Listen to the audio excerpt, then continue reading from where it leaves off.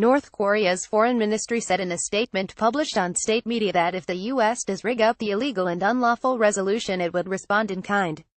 The Security Council is due to vote in New York on a U.S.-drafted resolution to impose new restrictions on the rogue state following its sixth and largest nuclear test, carried out just over a week ago. The DPRK is ready and willing to use any form of ultimate means, the statement said, referring to the country by its acronym. The forthcoming measures to be taken by the DPRK will cause the U.S. the greatest pain and suffering it had ever gone through in its entire history. The U.S. put forward another draft resolution Monday that made considerable changes to a previous version of the proposal. The latest draft removes a call for a full oil embargo on the country and omits the freezing of assets and a call for a travel ban for North Korean leader Kim Jong-un. The new draft also softens its language on foreign workers and other issues. A previously circulated version of the U.S. resolution called for a full ban on exports of oil to North Korea and an asset freeze on Kim, the Workers' Party and government of North Korea. The Security Council vote is expected on Monday early evening ET. The Reuters news agency reported Monday that the initial U.S. proposals had been watered down, citing a new version of the draft resolution. The report also said that the sanctions had been softened to appease China and Russia, citing diplomats. Russia and China both have veto power in the vote as permanent members of the Security Council. Both had expressed skepticism over the strict sanctions. China, North Korea's most powerful ally, said Monday that it supported the Security Council's plan for a further response to North Korea and to take necessary actions.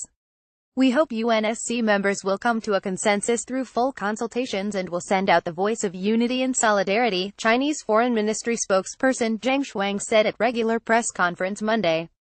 The UNSC's response and actions should be helpful to the denuclearization of the Korean Peninsula and to maintaining the stability of the region. And also helpful to solve the North Korea issue peacefully, Zhang said. The U.S. and its allies have been calling for stern measures against North Korea since the September 3 nuclear test. The test sent powerful tremors across the region, suggesting the device used was the most powerful the nation has ever tested. Pyongyang claims it tested a hydrogen bomb capable of sitting atop a ballistic missile. Despite the impending vote on potentially painful economic sanctions, the atmosphere in Pyongyang over the weekend was one of celebration. North Korea commemorated the 69th anniversary of its founding on Saturday, holding large patriotic displays of dancing and devotion to the Kim family. Speaking to CNN reporters, North Koreans on the street appeared unconcerned about further sanctions and threats of military action from the United States. We know the Americans may come back with many more sanctions, but in response we Koreans will continue shooting up many more missiles and conducting many more H-bomb tests, North Korean shop assistant Han Myong-sim told CNN's Will Ripley. We don't worry very much, said another shop worker, Ri Jang okay. As long as we have Kim Jong-un, we'll survive. Among the celebrations was a gala event in honor of North Korea's nuclear scientists, who successfully conducted the country's sixth nuclear test. North Korean leader Kim attended the glitzy event himself, where footage purportedly showing the explosion was played, accompanied by a full-string orchestra. Speaking on Monday, South Korea's Foreign Minister Kang Kyung-hwa said North Korea's nuclear arsenal was the biggest challenge to our foreign affairs and security front and will continue to be so for many years to come. But Kang added both the U.S. and South Korea believed in following a policy of responding firmly to provocations through tough sanctions while leaving the door open for dialogue. Over the weekend, leaders in Germany and France waded into the escalating crisis. German Chancellor Angela Merkel said in an interview with a German newspaper she would immediately say yes if Germany was asked to help end the crisis. She said an agreement similar to the Iranian nuclear deal struck under the Obama administration could be the solution. Under the deal, Iran agreed to scale back its nuclear program in exchange for sanctions relief.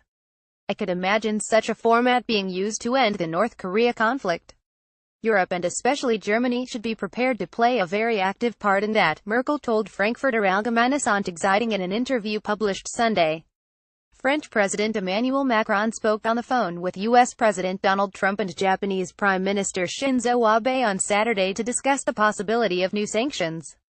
They discussed a firm and united reaction towards North Korea's repeated provocations as it is a threat to world peace and security, the Élysée Palace told CNN. CNN's Richard Roth, Rebecca Wright, Nanlin Fang and Angela Dewan contributed to this report.